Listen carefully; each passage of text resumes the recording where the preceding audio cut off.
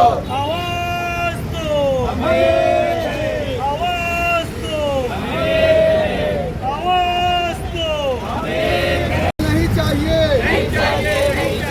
जबरदस्ती का बिल नहीं चाहिए।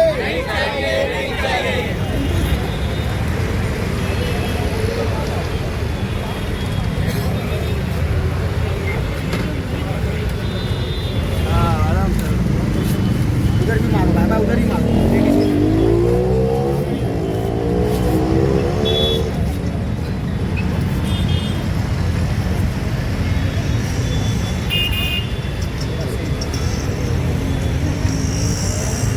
सही है, सही है।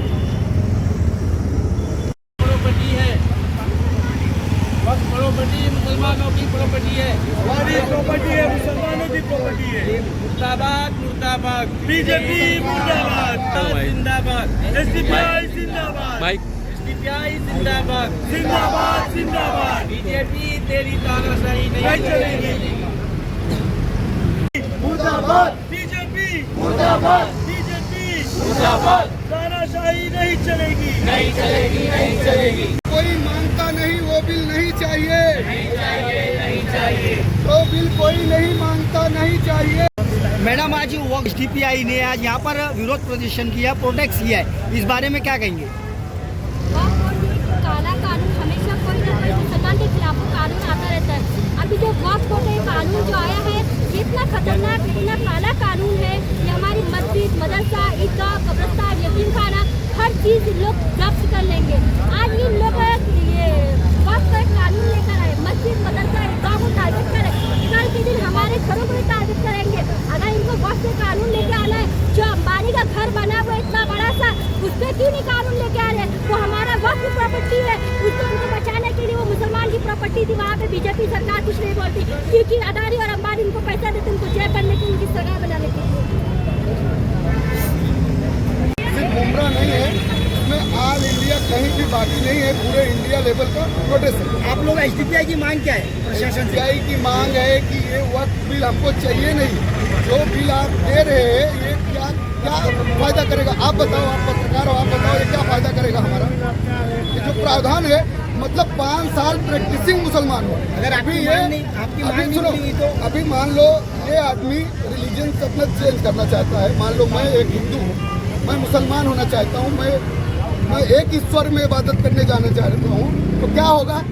मैं अपनी प्रॉपर्टी को नहीं दे सकता। अच्छा, 5 साल आप बताइए, एक चीज बताइए, 5 साल प्रैक्टिसिंग मुस्लिम गवर्नमेंट को बताने के लिए 5 साल और लग जाएंगे उसको। फिर 5 साल, और कैसे वो साबित करेगा कि 5 साल प्रैक्टिसिंग मुस्लिम था जो वक्त किया है? तो इसलिए ये जो कुछ किया गया, ये सुनियोजित तरीके से पूरी जमीन हड़पने के लिए काम किया गया। देखो, ये वक्फ बिल जो अमेंड करके पेश किया जा रहा है, बिल्कुल एक बहुत बड़ा मुसलमानों के ऊपर जुल्म है। और मुसलमानों को भी हम यही मैसेज देंगे कि भाई बेदार हो जाए। ये जो प्रॉपर्टी है, ये मुसलमानों की है, जो अल्लाह के नाम पे दी गई है। ये मुसलमानों की थी, मुसलमानों की है और मुसलमानों की रहेगी। इसको कोई छीन नहीं सकता। देखो, जो आम मुसलमान है, जो मस्जिद से भी दूर है या दीन से भी दूर है, लेकिन वो इसको बर्दाश्त नहीं कर सकता है कि कोई मस्जिद को तोड़े, मस्जिद पर कब्ज़ा करे, दरगाह को तोड़े, दरगाह को कब्ज़ा करे। ये कोई मुसलमान बर्दाश्त नहीं कर सकता। आपका कहने का मतलब है कि ये समुदाय, मुसलमान समुदाय को निशाना बनाया जा रहा है। दिसंबर हुआ, मुसलमानों ने यही सोचा कि भाई छोड़ दो, एक मस्जिद के लिए पूरे देश को जो है वो असंतुलित नहीं करना है, पूरे देश में जो है वो ऐसा नहीं करना है, इसलिए पूरे देश के मुसलमान खामोश रहे। लेकिन अब जो है वो मुसलमान खामोश नहीं रहेंगे। अगर मोदी जी चाहते हैं कि पूरे देश में स्टेबिलिटी रहे, सोशल स्टेबिलिटी रहे, तो उनको ये कानून वापस लेना पड़ेगा। अगर उन्होंने ये कानून वापस नहीं लिया तो पूरे देश में सोशल इंस्टेबिलिटी हो जाएगी, हर मुसलमान खड़ा हो जाएगा। तो हम नहीं चाहते हैं कि पूरे देश में इंस्टेबिलिटी हो जाए। तो इसीलिए ये सरकार को ये सोचना चाहिए, सबके लिए सोचना चाहिए। सब हिंदू, मुसलमान, सिख, ईसाई सब एक है। हर समुदाय की इबादत गाह जो है वो काबिल कदर है, काबिल इज़्ज़त है। किसी को किसी से नुकसान नहीं पहुंचना चाहिए। सब एक दूसरे से मिलजुल कर रहना चाहिए। ऐसे कानून बनाओ जिससे एकता कायम हो।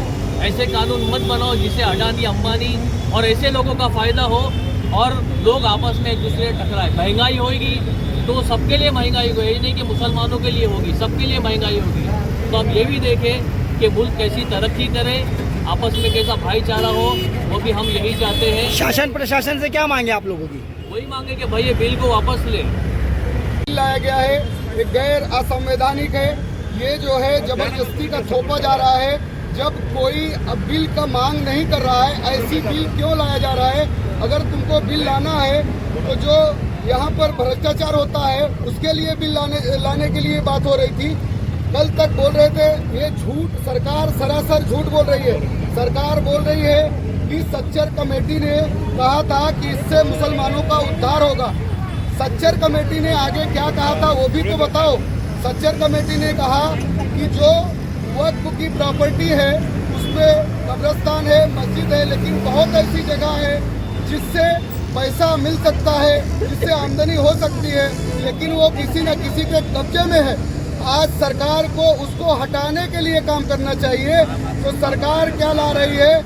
जो हमारा वक्फ बिल है उसको शक के दायरे में वक्फ बिल वक्फ को, प्रॉपर्टी को ऐसा दिखाया जा रहा है पूरे देश में कि 9 लाख एकड़ जमीन हिंदुस्तान में वक्फ के पास है।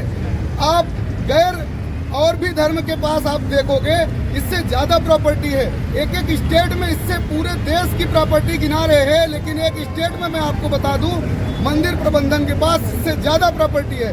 लेकिन उससे हमारा वक्फ बिल को दिखाया जा रहा है कि वक्फ वाले ये हमारे जो कब्रिस्तान है, जो मस्जिद है, आपको बताते चले हर एक चीज जो है वक्फ प्रॉपर्टी है।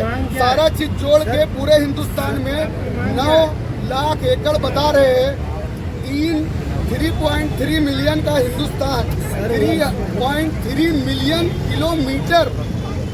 सर वक्फ तो उसमें कितना हिस्सा है? ये थोड़ा सा एक हिस्सा है, लेकिन उसको ऐसा दिखा रहे उसमें कब्रिस्तान है, उसमें जमीन है, उसको बिल ला रहे हो आप। तो बिल इसलिए लाओ कि जो प्रॉपर्टी को कब्जा किए हैं, जो प्रॉपर्टी को कब्जा किए हैं उसको छुड़वाया कैसे जाए, कैसे इसका लाभ लिया जाए, इसके लिए तो कुछ प्रावधान नहीं है। वक्फ को लेकर अलविदा जुमा के दिन काली पट्टी पहनकर हिंदुस्तान में हर जगह नमाज पढ़ी गई और वक्फ बिल को लेकर प्रदर्शन किया गया। आगे आप इसमें क्या कहेंगे?